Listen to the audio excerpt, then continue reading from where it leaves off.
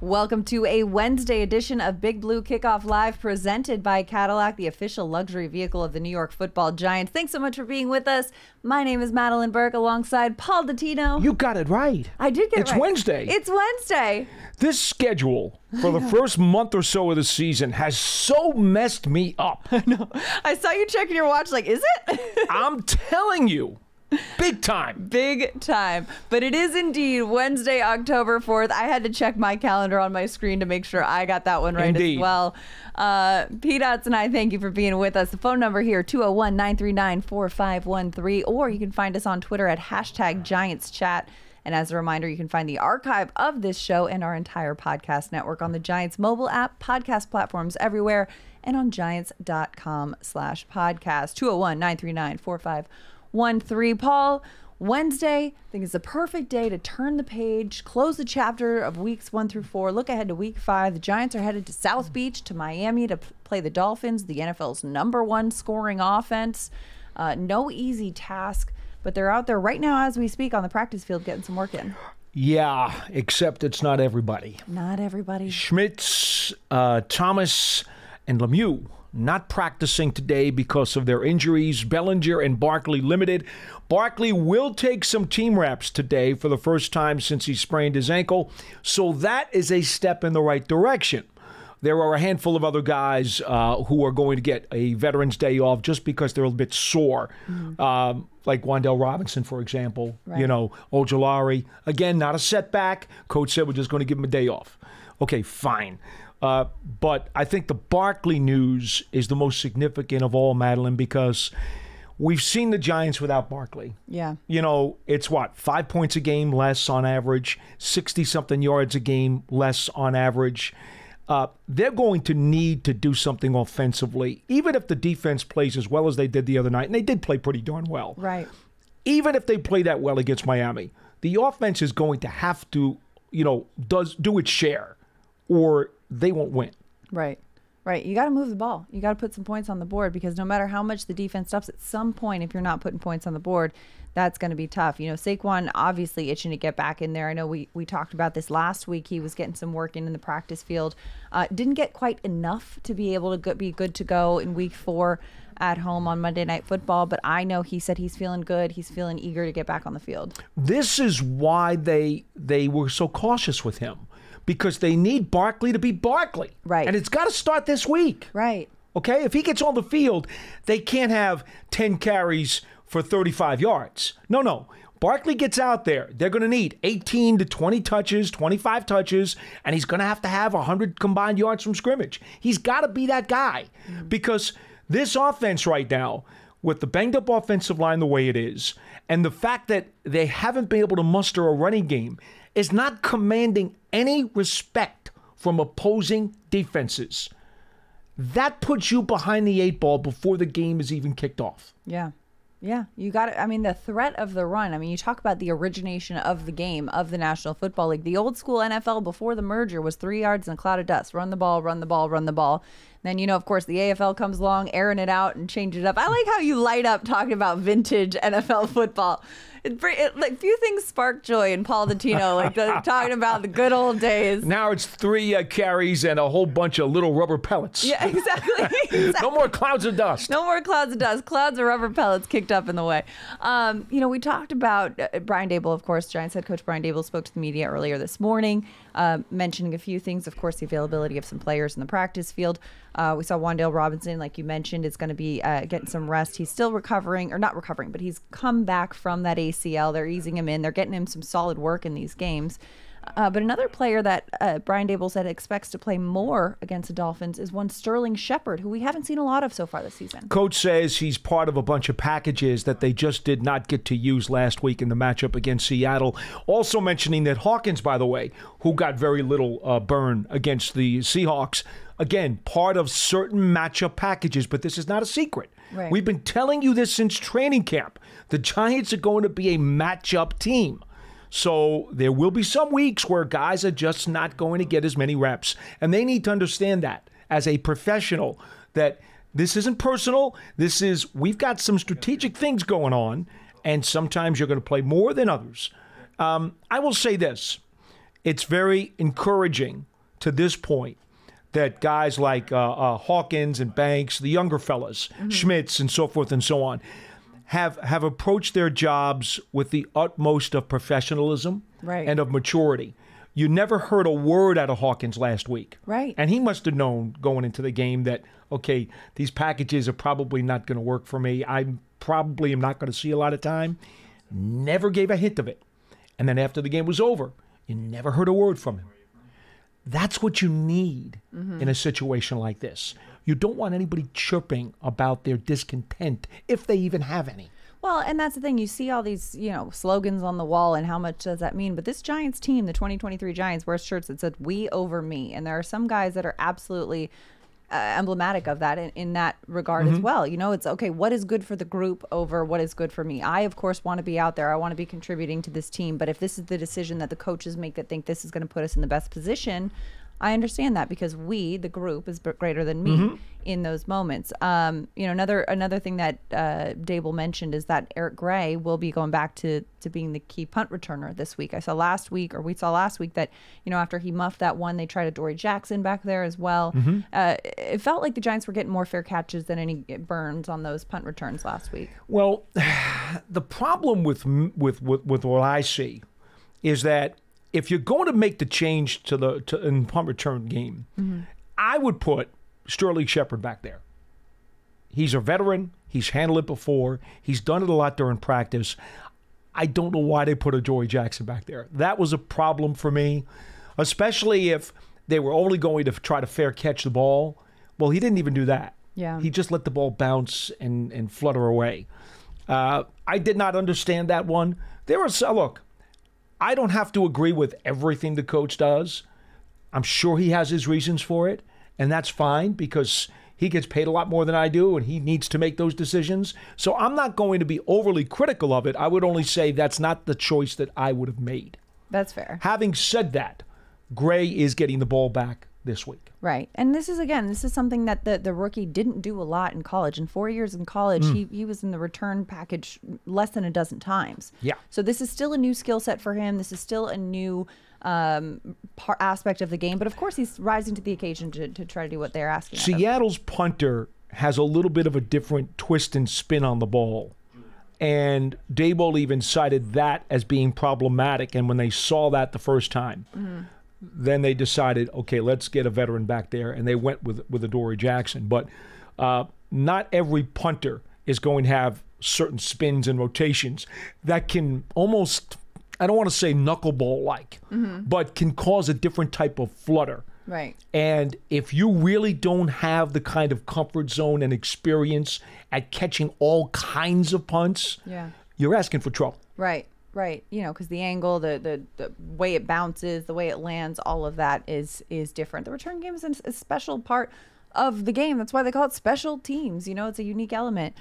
One other piece of news, though, that we haven't gotten to yet on this show, I don't believe, because it became official after the show yesterday. Justin Pugh back in the building.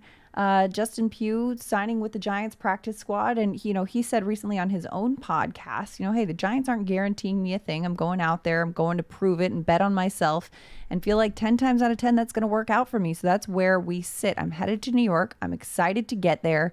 I'm excited to get to work. And Justin Pugh kind of coming back here, especially with how banged up this offensive line is right now. You've got John Michael Schmitz not practicing, Evan Neal, Marcus McKeithen limited with the injuries they're dealing. What kind of presence? I mean, you were here for the entirety of Pugh's tenure. What do you want to remind these Giants fans about this guy? Pugh is a very community-oriented player. And when I say that, I'm not talking about necessarily the townsfolks outside. I'm talking about the locker room. He is a guy who is always talking, who is always going to be sharing experiences with other players in the locker room, trying to get guys together as much as possible. He's you know what? In short, he's a really good teammate. Yeah. That's what's really good about him. He's a really good teammate. He's a pro's pro in terms of his preparation. He is a very smart, sharp player. Did have a lot of injuries over his career. He's 33 years old, coming off of the ACL last year. So there are certainly some physical limitations. But you don't have to look any further to when he was drafted out of Syracuse. And the Giants needed a tackle. And even though most people thought he'd be better suited at guard in the NFL, he came right in without saying a word. They need me to play tackle? I'll play tackle. And he played tackle for a while. And then, okay, you know what? Later on in his career, he wound up becoming a guard. And, of course, played for the Cards the last several years as a guard. And gone through, again, a litany of injuries. They started back when he was with the Giants. It's one of the reasons the Giants didn't re-sign him. He got a really good contract to go to the Cards, and the injury history did not necessarily make that a good risk financially at the time that he left. I don't blame him for taking the Cardinal deal. It was a rich deal. Okay? So that Pugh is a guy who's really going to work his butt off. He's got his number 67 back, by the way. Saw him out there this morning. He does have his 67 back. He had 2 numbers with the Giants. He was 72, then he was 67. He got his 67 back. So he's out there.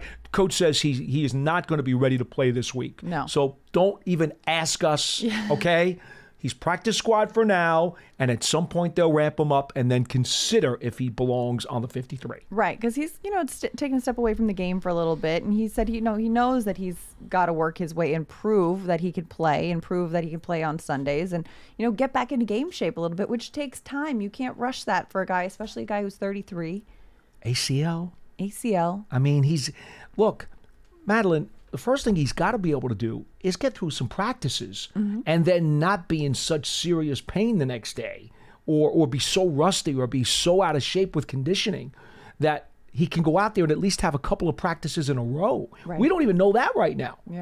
We may find out tomorrow that, soreness, we had to shut him down. We don't even know that yet. But at the very least, like you said, his glue guy, his teammate, his presence, the way he is a glue guy. The way he sees the game, the way he's experienced the game, that veteran experience, and the way that he can impart some of this wisdom, because especially the way this offensive line has struggled off some of these twists and stunts that they've seen in the first few weeks of the game. This might be a guy who can say, hey, here's something that I'm seeing that I can relate to you. And sometimes coming from a peer instead of a coach, you hear the message a little bit different. You can understand it a little bit different. You say, oh, okay, that's a different perspective that I can see. There is no doubt that what he brings to the table as a veteran who has seen an awful lot over his time in the league at both positions, not just being one spot, be at guard and at tackle. I'm sure the young linemen who are on this squad right now will enjoy talking to him. Oh, absolutely. Absolutely. All right, Giants fans, join us on Sunday, October 8th at HK Kitchen and Draft House in the Bronx to watch the Giants take on Miami. Enjoy Modelo drink specials, meet a Giants legend, and enter a raffle to win game tickets and more. Visit giants.com/barnetwork to learn more. 201-939-4513 is the phone number here on Big Blue Kickoff Live with Madelyn Burke and Paul Dottino. As we head over to the phone lines, we've got a couple people on hold right now. Hugo in New Jersey on the line. Hugo, how you doing, friend? Hey, I wanted just to make a comment about being objective when we look at players, right? So I remember Andrew Thomas having his struggles, and of course, Giant fans immediately go to Eric Flowers whenever a high-round offensive tackle is having his struggles. I was quick to defend Andrew Thomas because the point I made is Andrew Thomas has bend, he has feet, he has quickness, agility, things that Eric Flowers never showed. So I was quick to defend him. His issue was technique, not athleticism. So I think that was a fair defense of Andrew Thomas. Look, I'm not saying, because I know you guys get offended by this, that Evan Neal, I'm not going to use the word bust, and I'm not going to use a comparison to Eric Flowers, but I do find it offensive that in defense of Evan Neal, the name Andrew Thomas is thrown around and that he improved over his first 3 years. Evan Neal's problems are his athleticism, which is very, very different from the issues Andrew Thomas had. Now, this whole suggestion that Evan Neal could be moved to guard is nonsense. Because by John Schmelk's own evaluation during the draft process, he said Ikiakwanu. Right? Yeah. Ikiakwanu, right. If he didn't make it at right tackle or at tackle, he could swing inside and be an excellent guard in the NFL. It was never suggested that that could be the floor for Evan Neal. So I think that's the reason why fans are panicked about using a seventh overall pick that might, at best, might turn out to be a swing tackle in the NFL. Well, Hugo, just as you don't want people to compare Evan Neal to Eric Flowers, and just as you don't want him to compare Evan Neal to Andrew Thomas, I think it's important to remember all people are different people. All players are different players, and they're all on their own trajectory. And they all have different issues, and we have to come to terms with what the issues were in each of the cases. I'm sure Evan Neal sounds like a wonderful young man, and he looks at his tablet all the time, and he studies, and he works hard at it. But if he doesn't have the feet and he doesn't have the balance, none of that is going to matter. Hugo, we're going to try to educate you on this show a little bit because obviously you need some. Please. Yeah. Evan Neal was so badly banged up last year in so many different appendages, not just the 4 games that he missed because of a sprained MCL. So you can sit there all you want and do your evaluation and be an amateur scout, but unfortunately you just don't even know half the story. And that's part of why you're so misguided. It's unfortunate, but we can help you out if you like. I'm not. My eyes aren't lying to me, Paul. No. Here's the deal. Here's where you're right. Here's where you're right. Pearson, we can say goodbye. We can say goodbye to him. Here's where Hugo's right. Thanks for the call, Hugo. He's right in that Evan Neal is not a guard. Part of the reason why and I've said this to other callers a million times. He's not a guard candidate because of his frame, his stature. He's going to have leverage and balance issues. His footwork, in order to be able to get outside in a zone scheme or pull, it's not there. So he's not going to be the kind of guy that you want to move to guard. So Hugo, you're right about that. Okay? You can cite all you want or whoever you want, but there's the explanation for why he is not going to, in all likelihood, be a guard. Now, after the season, if they want to try it, they're welcome to try it. Who knows? But those are the core reasons why you would not want to put him at guard. Well, now, go ahead. I was going to say, Paul, you mentioned his feet, and one of the big storylines coming into this season is how Evan worked with Willie Anderson in the offseason on his footwork. Correct. And that is something that, he's acknowledged that has struggled too. And it's, you liken it to Charles Barkley's golf swing. Sometimes you put too much thought, too much effort, too much thinking into it, you lose the intuitive nature of the game that you've been playing at a high level for so long. He has a lot of balance issues with his feet, that they get crossed up, and he tends to, as he's trying to balance himself out, he doesn't always have good foot placement. Okay? That's the trouble he's having on the edge right now. We understand that, okay? But it's not necessarily, okay, all just that. This guy, as a rookie, had to make the move across the line, back to the right side again, which he had not done in a long time. It has caused him a lot more trouble. Some guys have a lot more trouble switching sides than others. Oh, yeah. Others will tell you, don't worry about it. I got this. Yeah. Glowinski plays both guards. David Deal played all over the line. Some guys can do that seamlessly. Other guys have an issue with flip-flopping, and it takes them time. Right. So when you consider the flip-flop, you consider the plethora of injuries, which not of all are reported, okay, and especially the knee, which was a big problem, which was reported. Those are the reasons. So I appreciate we got amateur scouts out there who think they understand and know everything about a player, but they don't. Yeah. Evan Neal is the kind of player, when the people throw out the Andrew Thomas comparison, they're not throwing it out there to compare the player's traits or his tape. What they're doing is they're throwing out the fact that Thomas and Neal are both very smart players. Yes. Have a very high football acumen.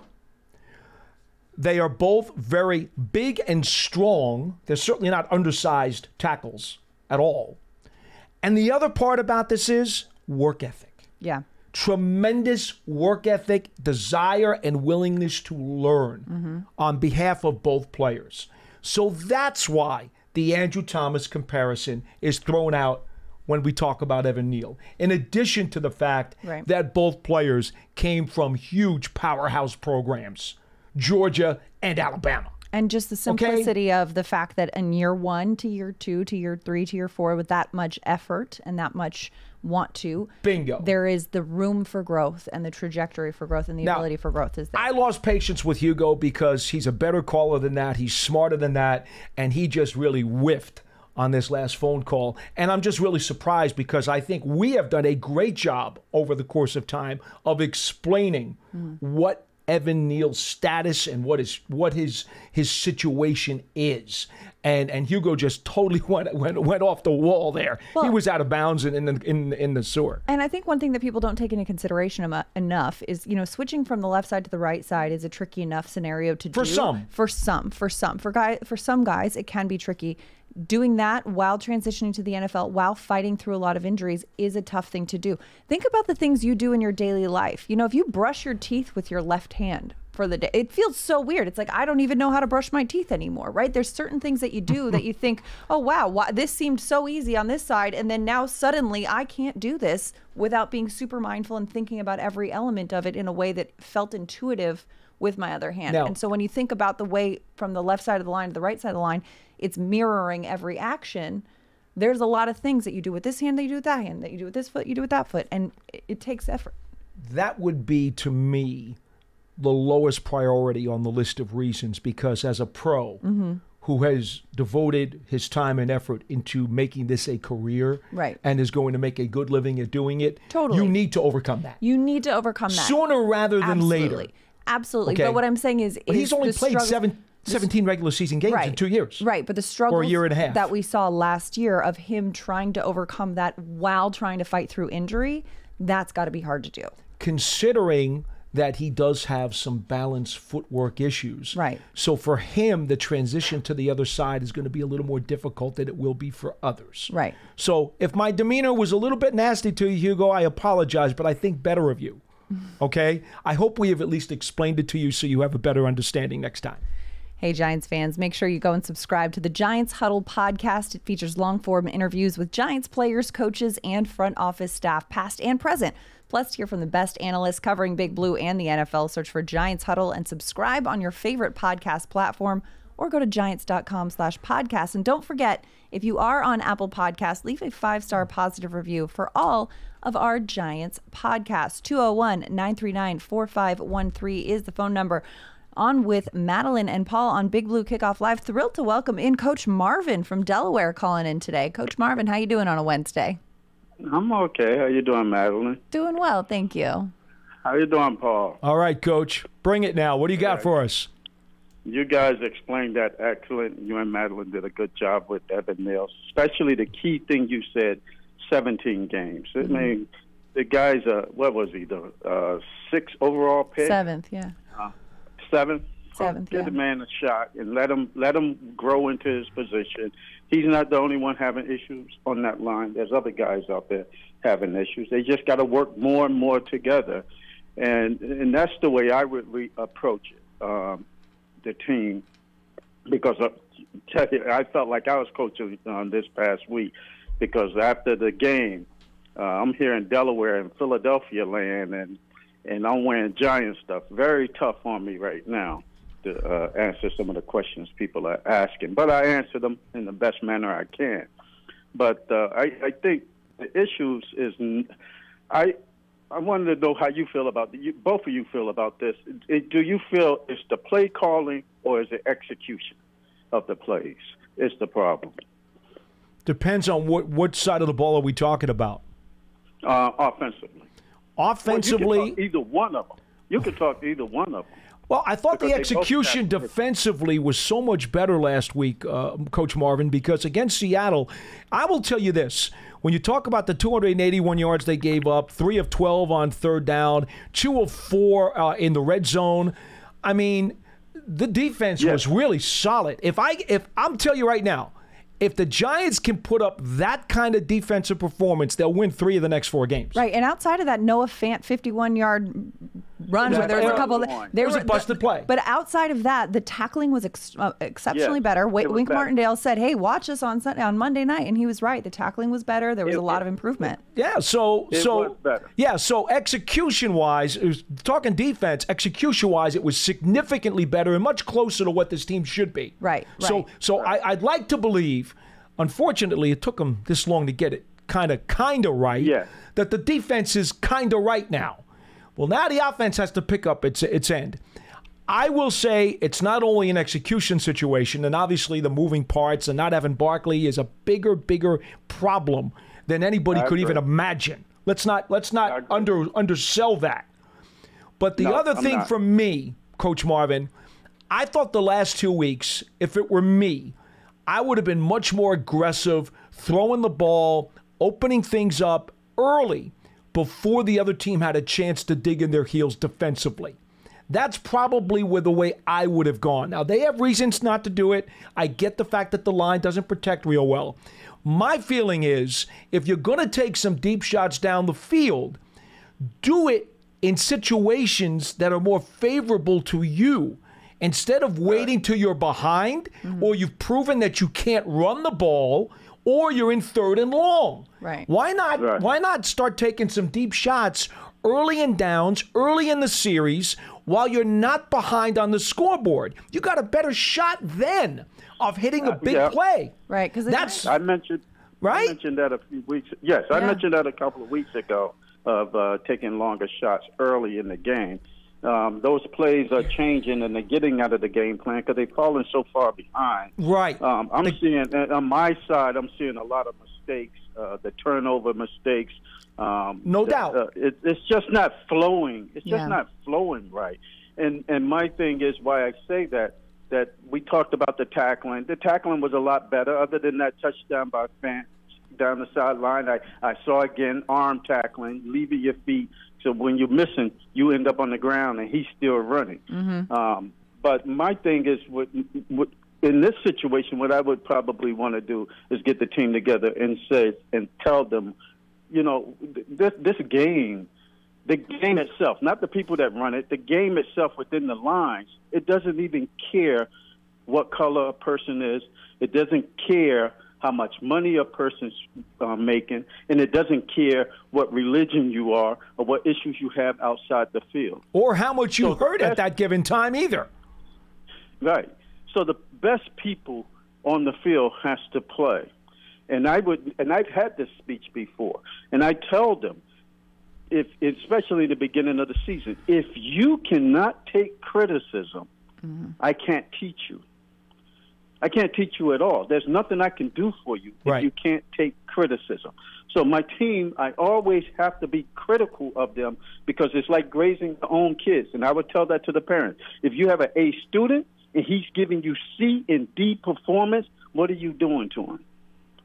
Well, you're gonna get on him. I have to get on my A performance. I have to give him my B performance. Give me B performance. You can give me an A. Give me an A. C performance, if you can raise that, but you got to give me those performances. And they're not doing it. They just not performing. And that's why I said that I keep thinking the execution of the plays, it just doesn't look right. It's just it's just people everywhere in holes and leaks in the offensive line coming here and there. It's just not flowing the way it should flow.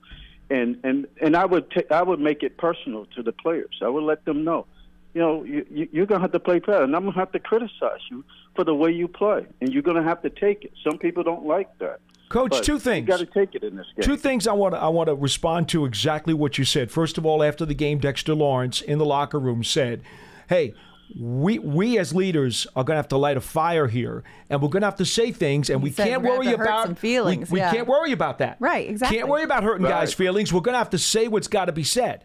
So that already plays into what you just said a moment ago. Well, it's like if you got food in your teeth, you want somebody to tell you got food in your teeth, man. Don't let them walk around with food in your teeth. If you're a real friend, you tell someone, hey, you got food in your teeth. Even if it makes you a little embarrassed in the moment, in the long run, you're better off for it. I wasn't thinking that, but okay. But in the long run, you're better off for it, right? It works. Good metaphor. That's a good metaphor. Food, hey, like any food analogies are going to work with when I'm on this program. So that's all cool. Yeah. Second thing, Coach. You remember me saying for the last couple of weeks, we haven't seen the Giants. These guys don't look like the Giants because we know the talent that's on this roster. And we kept saying, will they play like the roster instead of what they're putting on the field? Well, I thought the defense looked much more like the real Giants. that we believe is on the roster. The offense still isn't doing that. And again, there could be reasons for it.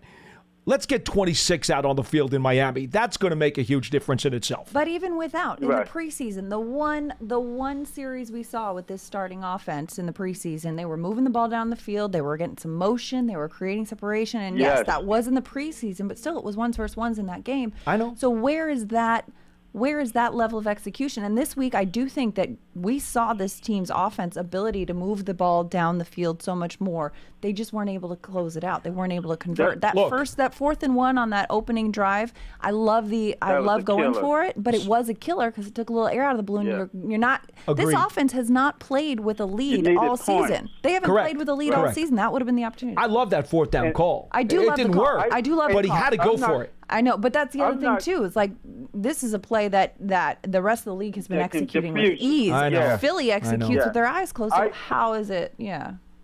I like the call, but I agree with Madelyn on that. Me watching it, I was saying to myself, kick the field goal. But once they line up, I got to let that go. And I kind of like, okay, you got to make it. And they didn't make it. And it's like, but it's just like you need something positive to happen. Take the 3, and because we took the 3 the next time we went down, and then you have the turnover. It's just the defense. You're right, Paul. They did play better. I still don't like that play with Fance down the sideline, but it just diffuses your team, your coaches, everybody. And it's just one of those negative plays that you try to make it back up and say, okay, we got the ball back. Let's try to get 14 points on one play. It ain't going to happen. No. Yeah. Coach, I'll leave you with this. Our desire to see them do something explosive early is magnified this week because I don't think they're going to be able, especially, again, we don't know what Barkley's situation is, but even if he's in there, with the bit parts that have been subbed out on the O-line right now because of their injuries, and we know Andrew Thomas doesn't look real good. Okay, not practicing today. So a little bit of a setback with that hamstring. Don't see them running for 150 yards and grinding it out into a slow crawl where you're going to want to beat Miami 17-14. I don't think they can do that. I don't think they can play that kind of game, which means I don't think Miami can be held to that lower score. Which means you got to get into a track meet. You're literally going to have to get a jump on them early and say, let's go, baby. Let's wing it around, and let's see who's standing at the end. I think that's the best way to go. Yeah. Thanks for the call. See you, Coach. Marvin, appreciate it as always. Yeah, I mean, the Dolphins, this is the league's #1 scoring offense. And granted that this number, 37.5 points per game, is drastically inflated from that week 3 70 They had one game with 20 and one game with 24. Right. That's still more like what they're supposed to be. That's more like, that 70 is still, but the fact that they were able to do that on an NFL team, not, it's not to say, it's just, the fact that they were able to do that is just, okay, there's something special there. I think Sean Payton would argue with that. He did not have an NFL team on the field that day. Those Broncos, holy smokes, that looked like a JV flag football team. Hey, Paul, people in glass houses. I know. We've all got our moments. We've all got our strengths. We've all got our weaknesses out here, too. But you know what? This is going to be a game in which the Giants are going to want to come out, and they're going to want to be aggressive, and they're going to want to play with a lead if they can. If they can get points on the board, no doubt. They're going to do that. And so we'll see. But Giants fans want to remind you guys that on October 2nd, when the Giants host the Seattle Seahawks on Monday Night Football, this is an old read. We don't need this anymore because that already happened. That was earlier this week. All right, I'm going to delete that one. How about the 5K walk? Let's go 5K. Run or walk with Giants legends. This is tough to keep up with all the reads here, people. This is not an easy job. Run or walk with Giants legends. The Giants Foundation will host a 5K and kids run presented by Quest on Sunday, October 8th at 9 a.m. at MetLife Stadium. Net proceeds will benefit the Giants Foundation. All participants will receive a commemorative T-shirt. And after the race, stay for a post-race festival with appearances by Giants legends and a live DJ. Register now at giants.com/5K. 201-939-4513. Madelyn Burke and Paul Dottino on Big Blue Kickoff Live at Madelyn Burke at Giants WFAN and hashtag Giants Chat to join the conversation. But we go back to the phone lines. Giuliani from the DMV calling in this afternoon. Not the Department of Motor Vehicles. That's what I was thinking. I'm like, wait a minute. Delaware. Who's making license plates in the back room? Delaware, Maryland, and Virginia, or D.C., Maryland, and Virginia. Sorry, not Delaware. D.C., Maryland, and Virginia, Right. the nation's capital. Giuliani, how you doing on a Wednesday? Doing good. I was just calling to, like, one thing I noticed, like, I feel like Giants fans make a lot of excuses when it comes to our quarterback. And it's like, I understand the O-line haven't been performing good, but two things could be true. Just noticing as in like 5 years now, Daniel Jones been making the same mistakes since his rookie year. Not reading the field, staring down his quarterback, not having pocket awareness, like zero pocket awareness. You've seen receivers jump up and down, asking for the ball. Even having the cornerback with his spoon, whatnot, on live TV saying, hey, you studied film, we know that Danny Jones like to look down his number one option. It's like for a rookie to say that about a veteran, that's kind of concerning, And it's like, yes, the O-line could be good. Last year's the weapons, yes, but one thing that's been consistent is bad quarterback play. They say numbers lie, or women lie, men lie, numbers don't. The numbers is there. The 46 interceptions, the 46 fumbles, 40 interceptions, the 1 in 12 on prime time. Like, we have to stop acting like, like the quarterback is not the main, weapon on the team. The reason we don't score a lot of points is because our quarterback plays okay majority of the time. Well, I don't know what to say to that, Paul. I mean, I think. Look, I used all my sandpaper up earlier on Hugo. I happen to disagree with this caller, but I'm not going to respond to him right now. We'll just let that lie. He wanted to make a point. I let him make his point. You know what? You have been heard, Giuliani, and appreciate the call, and I get the frustration. And this league is a league in which you're only as good as your last few games, right? And I mean, look at Zach Wilson.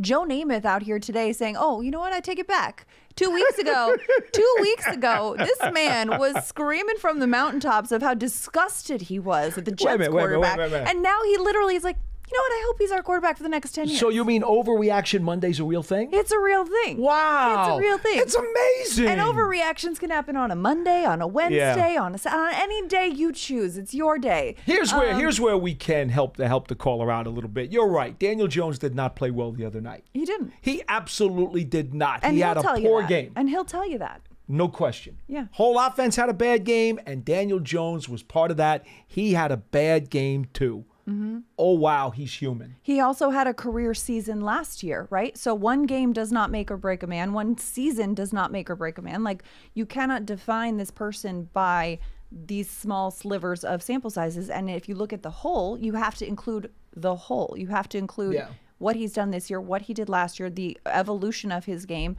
And, there's still, there's room for improvement, of course, and he'll tell you that. I think it's important to note the other comment that he tried to make about doing the same old stuff with the turnovers and so forth.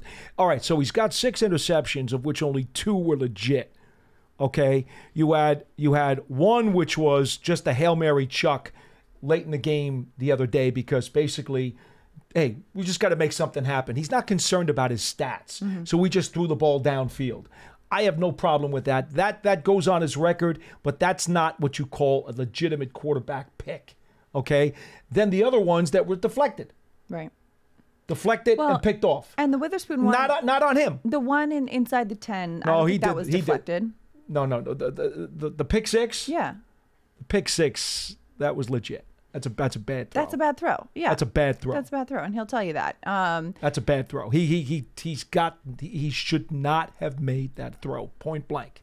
Should not have made that throw. There were 2 receivers who were in the vicinity of each other, which I also thought attracted some traffic. And Darren Waller cutting across the back corner of the end zone. Waller was he was back by the end line. Right. He was the open guy. Yeah. But there were 2 other receivers within a couple of yards of each other that attracted extra defense. Yeah. I think Campbell, I don't want to say it because I don't know. I haven't talked to him. I will suspect one of those 2 receivers ran the wrong route. Well, it's because also, for them to be so close together in that spot is not likely in the playbook. It's probably not. Yeah. It's also like going back to Coach Marvin's question earlier, is it play calling, is it execution? You can't really, from our vantage point, whether you're a fan, a media member, or just an observer of the game, you can't really tell the play calling. You can only see what it looks like was called, what it looks like based on what has been executed. It's not likely those two receivers would have been right there in that spot, though. In the play, no, it's not likely. Unless and they it was wound an oddly up, designed route. and that's not what that was. No. So, but that doesn't excuse Daniel for making a bad throw. Right. And he knows it. But again, that throw, while it was a bad throw. Bad interception. Yeah. Horrible interception. Right. We get it. But that doesn't mean that is the defining factor. And it's not. And it's not the norm for how he's played this year. And if he if he puts together two good games, the calls are going to be a completely different tune. And that's fair. That's the way that this goes. I bet you the same caller a few plays earlier when he ran for the first down on 4th down and got them down into the red zone was probably like, yeah, Daniel, go. Exactly. And you know, I get it. Both things can be true. It's a roller coaster of emotion rooting for an NFL team. But you know what, Giants fans, you can take your fandom to the next level with season ticket membership. Stay connected to the club all year round, not just on game days. Memberships are now available for the 2023 season. To learn more about the all-exclusive member benefits, visit giants.com/tickets. Limited inventory is available. It's 201-939-4513 to call into the show. Big Blue Kickoff Live on a Wednesday with Madelyn Burke and Paul Dottino at Madelyn Burke, at Giants WFAN, or hashtag Giants Chat to join the conversation. Jeff in Maine is holding on the line. Jeff, welcome to the show. Thanks for calling in. Oh, hey, guys. Really enjoying the show. After Sunday, you guys probably had the toughest job in showbiz, so I appreciate it. Doing a great job. Thank you. I agree with everything you said. In particular, that point about the punt returner, I was going to say the exact same thing. Why not put Sterling Shepard in? Although you probably said it better than I would have. And the defense playing better. My passion is big picture team building, and that's why I'm into the draft so much. And I think over the last couple of years, we've dramatically increased our talent. And I think sometimes it takes a while for the talent to start gelling together and the chemistry to develop. And I think the defense did play well last week, so that's starting. But I think the whole problem with the offense is, the offensive line, but the fact that they're so extremely young, but even more so, losing Andrew Thomas. I mean, there's no universe where if we didn't have the most important player on the offensive line, Andrew Thomas, that we were going to, be even functional as an offense. And so without Andrew Thomas and with a super, super young offensive line and losing Brederson, too, for a bit, I mean, it's just ridiculous that we could even function at all. So, I like signing Pugh, but it's going to take a while to gel for the offensive line. And I think we're missing him even more than Barkley. But, I will say this, and I'll let you finish in half a second. I will say this. There are other teams that have had offensive line injuries, and the folks who are complaining the most are saying, well, how come when other teams get offensive linemen digged up, their offense still appears to be functioning at a higher level? That's where I think the anger is coming from. Now, you're still making great points, and I don't disagree with you. These are legit reasons why things have been disjointed.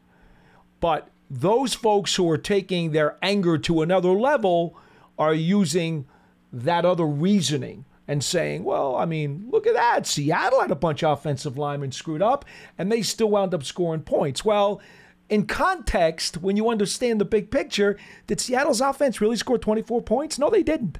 The Giants gave them 2 touchdowns. So, but people don't want to hear that. They just want to see the point total, and they want to complain, and they want to be very, very angry. So let them be angry. It's okay. We understand why. But if you want to be smart about it and you want to understand what's going on, that's your prerogative too. And I appreciate the call. Go ahead. Jeff, go ahead. What were you saying? Well, yeah. Right, well, good point. And the whole thing is, though, just that the offensive line is we just built it. I mean, they're all draft picks. And,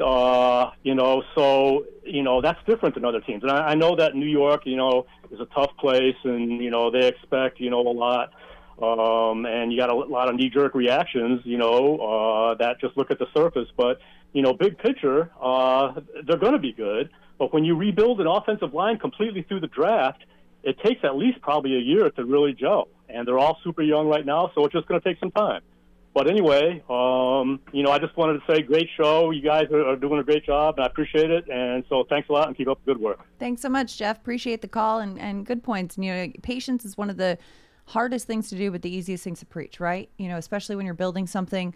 And Andrew Thomas is, of course, a significant loss for this team. You remember in training camp when Coach Dable was talking about it. Of course, every position on this roster is open to competition except for left tackle. And I remember that. As cheeky as he was about it, it's true. That's how valuable Andrew Thomas is to this team. Yeah. So yes, having him hampered with this hamstring injury, having him questionable or unavailable the last couple of weeks, of course, is going to be a big impact on this team. Joshua Ezeudu is doing everything he can to try to hold the fort. Right. It is a monumental task for him. I admire and respect his effort, his gumption, his work ethic. Absolutely. I'm all for it. He's not Andrew Thomas and can't be. Even in his wildest dreams, he can't be. Right. So it is what it is, and you just have to work around it and do the best you can. Just got to do the best you can. And as much as people say, oh, well, he never played tackle in college. He's practiced tackle a little bit. Well, he played tackle. He played left tackle in college at North Carolina. He did. He played a lot of it. And all that kind of stuff. This is the NFL. But this is the NFL. This is a very different beast. And he's doing what he can, and he's doing what's asked of him. And, there's a lot of moving parts. I mean, in the game Monday, that offensive line choreography changed like every 5 minutes because the guys were going out. So no doubt. Not easy. Not an easy task. Wishing this group some health. Just sending them all the healthy vibes, light a candle, whatever we got to do for this squad because these guys are banged up right now going into continuing the tough stretch of the season. I mean, the Giants entering the season had the third toughest strength of schedule in the NFL. This is not an easy schedule. And I know we can't keep pointing to the schedule at some point. You just got to show up and play the games. But this is tough. This is tough. Well, that's why this last game against Seattle hurt so much. Right, because this was the one in our weight class. Yes. And in reality, if they had gotten things right on both sides of the ball and played like they were capable of this past weekend, they would have won that game. Well, you said weekend. It was Monday night. Yeah. But they are certainly capable of beating the Seahawks. Would have gotten that one in their pockets. And now all of a sudden, 2-2, everything looks so different. So right? Different. So different. I mean, right? The powdered sugar on top of the donut is like really sweet, right? Yeah, you're getting better sleep. The food tastes better. You're feeling like, I can just, it's a different energy, that's for sure. And, the Seahawks team, they had 8 penalties on Monday night. They were shooting themselves in the foot, but the Giants just have to get out of their own way. And they have to execute, get back to the fundamentals, and do the little things right. And I'll add one more thing. Do we have more calls? Okay, we do. One more on the line, All right. yeah. One more thing. Guys, somehow, some way, some of the key players need to step up and play above the X's and the O's. Kayvon Thibodeau had a good game. Mm-hmm. Okay? He almost had the first pick of the season for the Giants. But that's the problem, right? He had a good game, but the Giants need some of their guys to have great games. Right. And it would have been a very difficult interception. He was off balance. The ball was thrown hard. It bounced up. It's a tough play. But make the play above the X's and the O's, and he probably takes it back, and the game is tied. Yeah. And all of a sudden, the stadium is rocking again, and the entire evening changes. Yeah. That's the kind of thing that this team badly needs. But don't make a play above the X's and the O's. But Dots, don't you think Kayvon knew that in that moment, which is why the second the ball hits his hands, he sees nothing but green grass. I know. And I know. The rule number 1 is catch the ball and then look downfield. But it all happened so fast to the young guy. He's like, oh my gosh, if only I could. Yeah, it was that close. That type of impact play, though, if it falls your way, changes the entire flow and complexion of what's happening the rest of the night. And the Giants aren't getting any of those plays to go their way. Right. And they need to. They really do. Giants fans, the 2023 NFL schedule is officially out, and single game tickets are on sale now. Don't miss the Giants at MetLife Stadium this season. Visit giants.com/tickets to secure your seat. And also, the Giants' official connected TV streaming app, Giants TV, brings original video content and game highlights on demand and direct to Big Blue fans. Giants TV is free on Apple TV, Roku, and Amazon Fire TV, and on the Giants mobile app. 201-939-4513. Let's go back to the calls. We've got Marty in Manahawkin who's been holding for a bit. Marty, thanks so much for calling in to Big Blue Kickoff Live. Yeah, thanks, Madelyn. Hey, Paul, how you doing? All right? Okay, my friend. How are you? Good. But I think everybody just has to calm down a little. They're getting a little worked up over everything. We knew 2 years ago when Shane and Dable came in, this wasn't going to happen overnight. We should have braced ourselves for that. Now everybody's trying to, hang guys like Evan Neal. I mean, Evan Neal, he every week he improves, and you can see it. It's not like when you had Eric Flowers. I mean, Eric Flowers, every other play, you had to pray he didn't hold somebody or he didn't jump off, false start. They're way ahead of the game. I just think everybody has to take it easy, take a step back, think about where we were. I mean, last year's might have been a little bit of a curse because everybody, it's human nature. Everybody wants it to just carry over into the next year. But like the coach said, it doesn't work that way. It's like Taylor Swift says, you need to calm down. She has a song called You Need to Calm Down. I know Paul listens to that every morning on the way into the facility. So I just figured I'd let you guys in on that one. In translation, what the caller's saying is the Giants were a year ahead of schedule last season. Right. And I think we all agreed with that. So true. So they true, really Marty. were. Go ahead, Marty. No, I'm done, Paul. I just wanted to get those points out, and thanks for taking my call. Appreciate it. That was a great point, Marty. And like he says, sometimes fans just need to calm down. Sometimes people need to Now, to be fair, those of us who watched this team during the entire offseason saw the moves they made, saw the improvements on the roster, and saw this team working at training camp. All believed that this team, despite a difficult schedule and despite the mantra that you can't pick up where you left off, this team would be a bona fide playoff contender. I know I certainly believed it. I did as well. And without a question. I don't think any of us that were out here watching this team practice all off season would have thought that this would be the way that this team started. Not at all. This would be the way that this Not team at looked. all. But that's why games are not won and lost on paper. And that's why so often we look at these things and we say, okay, of course this and you got to get out there and execute. It's mind-boggling, to some extent. Well, that's also, though, why many fans are getting so angry and kind of going the other way on this, because they heard all the stuff. We told them. We saw it. We believed it. We didn't smoke you folks. We saw what we really believed, what we really saw is what I should say. And because things have not worked out the way they were projected to work out, people are feeling tremendously let down and tremendously frustrated, and it's boiling over into some anger. That's human nature. Yeah. Okay? So I understand it. I agree with the last caller. Patience and calmness are the only ways to move forward here and to try to digest it a little bit better, but human nature doesn't let people be that way. Well, it's also too, Marty made a really good point too about the fact that last season was a bit of ahead of where they were expected to be. But when somebody or something or some unit shows you what they're capable of, when this Giants team shows you what they're capable of, you have that kind of recalibrates your expectation. When you come to expect a certain level from something, and then it's, okay, and you enhance that in the moves that they made in this offseason and the way that, this team had come together in the offseason, you think, okay, how could it not be better? Yes, the competition is going to be a little bit stiffer. Yes, it's going to be a little bit harder, but how could it not?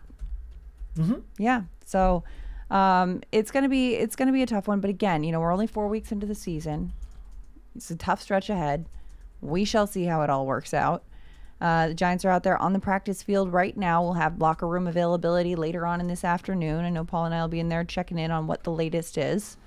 And, continuing to prepare for Miami. Moving on to Miami this week. That's all there is to it. That's all they can do. That's all they can do.